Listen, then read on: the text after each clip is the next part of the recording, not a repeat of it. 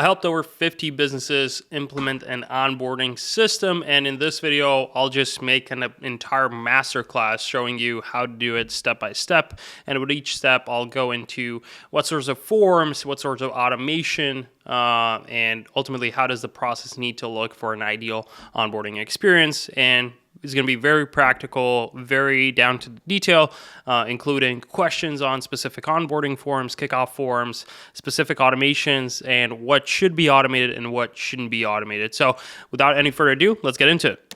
All right, so this onboarding process will be based for some sort of a service business, coach, or consultant. So anyone who is selling their service online and is also delivering that service online. So every single onboarding process needs to start off with a sale. And we'll, again, for just to make an assumption and make this applicable to most people, is we're going to assume that on your sales call, you're not going to be taking a payment. So the first step in our onboarding process is always a sales call. And the reason for that is in the sales call, we can handle a lot of the problems that oftentimes come up in the onboarding process itself.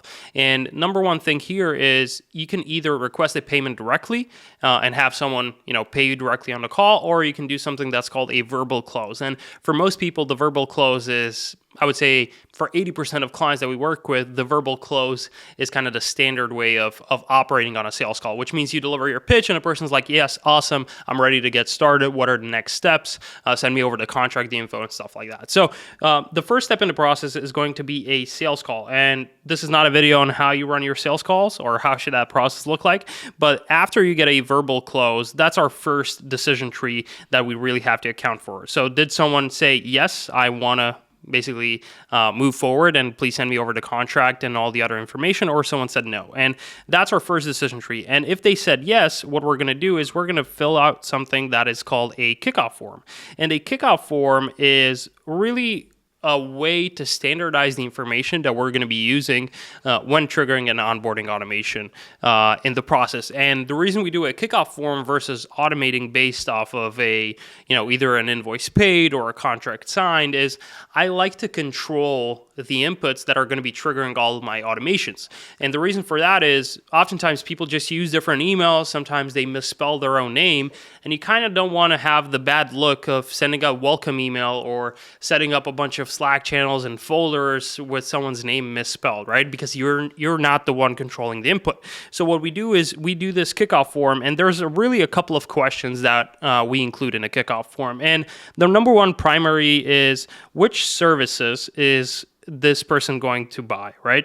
And this can mean, do you have a retainer? Do you have a product? Which version of the product? And ideally, you should have those things configured inside of your project management system where you're going to be hosting this kickoff form. So that's kind of the main thing that we're trying to understand. The other thing that we're trying to understand is what is their doing business as name? Meaning, oftentimes companies have a legal name that's different from their brand name, and you kind of want to make sure when you're going to be creating the folders and the Slack channels and kind of referring to the client, you're going to be referring to them not in their legal name, in their LLC name, rather in their doing business as name. So, really important thing to configure. The other thing is just basic contact information, right? So, what is their email? What is their first name?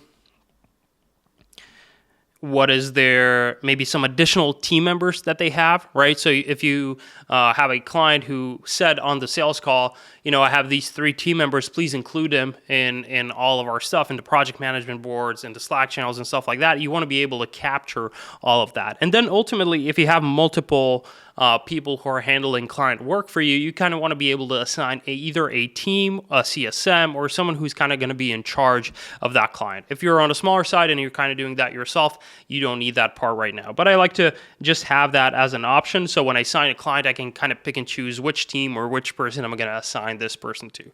And once you fill in that kickoff form, that's going to be the official start of the onboarding, because that kickoff form is going to trigger an entire onboarding automation. And I'm going to go a bit more into detail right now. So this kickoff form, you can kind of block it away here. This triggers 2-3 critical pathways in your onboarding, and it's couple of them are going to be very basic and same for everyone, and a couple of them are going to be custom. So the first thing that it triggers is what we like to call just infrastructure, right? And infrastructure means setting up your project management, setting up your Google Drive, setting up basically the places where you're going to be delivering work from, right? So if you're a creative agency, you have your Google Drives, your OneDrives, wherever you're going to be hosting information.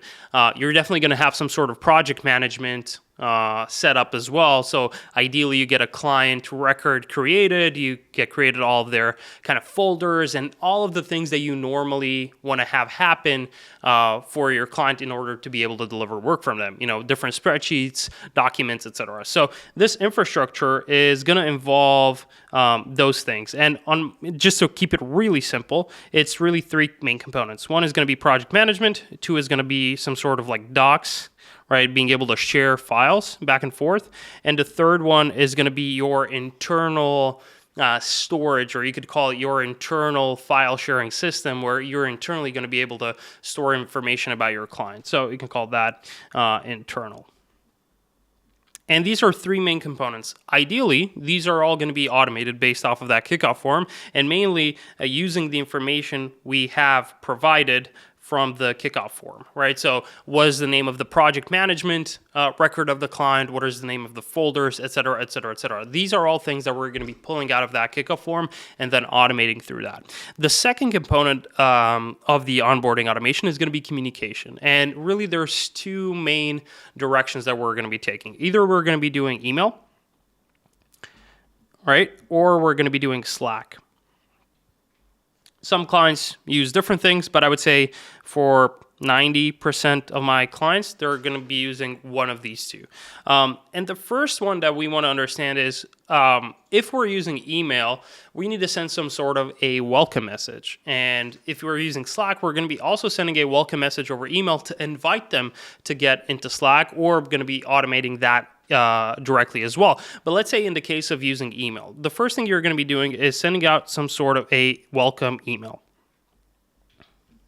And in that welcome email, we're really just trying to do two things. Number one, give the client the next steps, right? So in the welcome email, you might want to include your contract, you might want to include your invoice, you want to include all of the next steps that they need to take in order to be able to continue on with their purchase. And ideally, this is going to be happening instantaneously as soon as possible right after the sales call, so you minimize the chance of someone actually just giving up on the entire process. So that welcome email, I like to include a couple of things. Number one is a way for them to be able to pay, a way for them to sign, and next steps.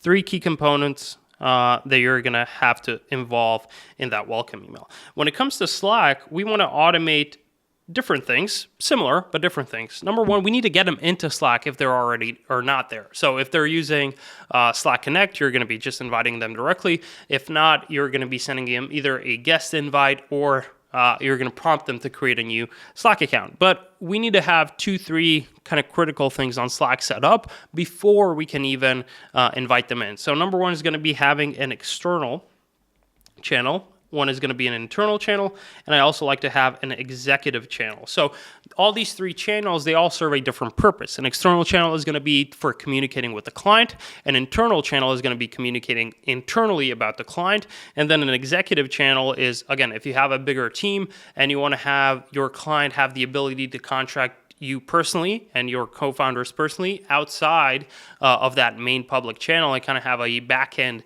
way of communicating with you, we like to do that with an executive channel. And in all three channels, we're going to be automating different things. In an external channel, you're going to be automating a welcome message, which is basically the same version, just like on email, but we're going to be sending it into that Slack channel because that's going to be the communication channel moving forward. So it's basically the same way, just like the welcome email. In the internal channel, really what we want to automate is centralizing all of the information and infrastructure that got created in the previous steps. So all of our project management, links to our Google Drives, link to different project management board sheets, etc.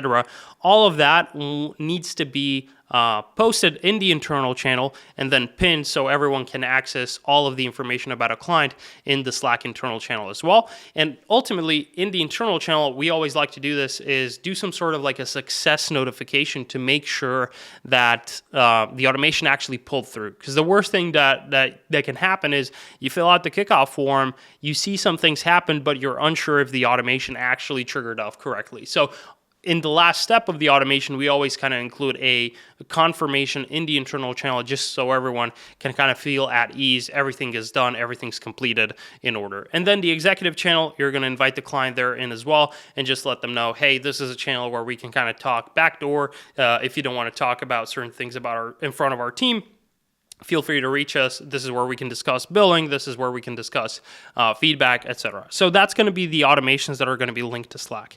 And the fourth and final thing is going to be your contracts and payments. And it's really two different trees that are important, but I kind of like to put them on what I call the admin side. So that's kind of the fourth part of the automation tree. And admin side has these two components. One is going to be payment, and one is going to be the contract.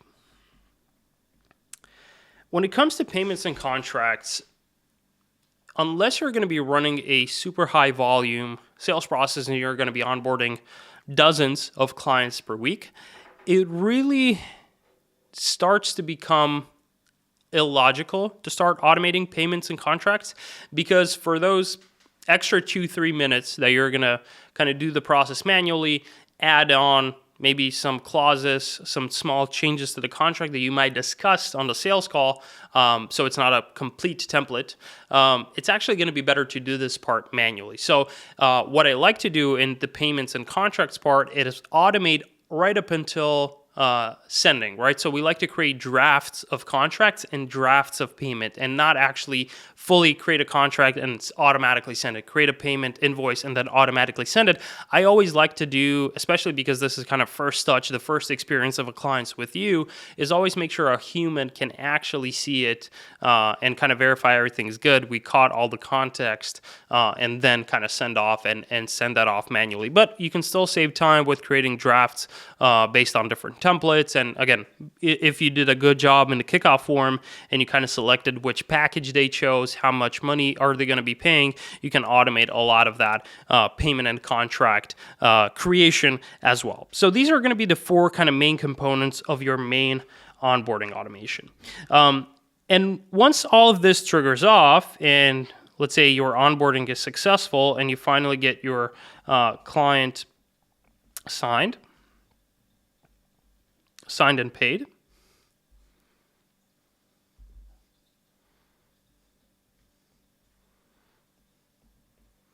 you're going to now need to do a whole different set of actions, which is setting the right tone for the entire relationships.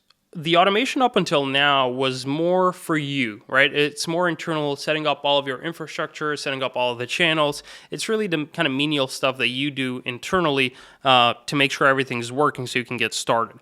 But once the client is signed and paid and they now fully committed and they're in your Slack channel, or they responded to your email, they signed a contract, they paid, now it's time for you to really wow them and impress them. And that starts off by setting really good expectations. So one of the things that I like to do at the start of this kind of second phase is send some sort of a onboarding video. And an onboarding video, and I'll link to our example of an onboarding video. An onboarding video is going to help you answer a lot of the frequently asked questions that your clients are going to ask for your service, and hopefully answer those questions up front before these questions even arise. And stuff like that, I like to kind of set normal timelines, FAQs, about the service, things they normally ask about, your clients normally ask about. Other things may include stuff like, how does the teamwork, right? So what are the team members that are going to be involved in the work? How can they best reach you? What are your working hours? Again, very basic information that I like to deliver to a client in a video. If you don't have the option to deliver that on video, you can do some sort of a FAQ doc where you can just kind of point that to the client, whether over email or Slack, and just kind of append that so it's front of mind, that when they get onboarded, you kind of prompt them, hey, please make sure to go through this doc so you fully understand kind of how our service works, and make sure you answer any of the questions before they even arise. And that's kind of the first component before the service even starts. And then you get to your core onboarding processes, and these are your onboarding calls, your onboarding forms, and basically the start of the work into the mandate. And there's two main flows that are happening in this flow. And number one is going to be the onboarding form, and one is going to be the onboarding call. When it comes to onboarding forms and onboarding calls, those are obviously going to be very different from business to business, meaning if you have a creative agency and you have an IT company, your onboarding form questions are going to be vastly different. What's important is that in the onboarding form, you get the critical information that you can collect before your onboarding call. The last thing that what you want to do is have someone fill out an onboarding form and then they proceed to join your onboarding call, and you kind of reiterate and ask the same questions, or you ask questions that you could have asked on an onboarding form. Because the only point of an onboarding form is to save you time on the onboarding call, right? The worst thing you can do is let's do an onboarding call and then you proceed to ask them really basic questions for 30 minutes that realistically all of those could be answered within an onboarding form. So a couple of things to note on the onboarding form is make sure you get the information that's actually important and get the information that's going to be useful for you to do the onboarding call. Because the onboarding form is just a way for you to do a better job on the onboarding call, whereas that first example of how your service is going to be looking, how that service delivery is going to be actually an experience for your clients. So that's something to note. And oftentimes, a problem that happens with onboarding forms and onboarding calls is people just book in an onboarding call without filling out a form. And a really simple hack for you to fix that is you just don't allow for people to book in a call. And the way you do this, on the completion page of the onboarding form, you append the link to the onboarding call. So the only way they can book in an onboarding call, and you can fix this pretty simply by sending a message, hey, the next step for you is to fill out this onboarding form, and on the completion page, you'll be redirected to a link to book in your onboarding call.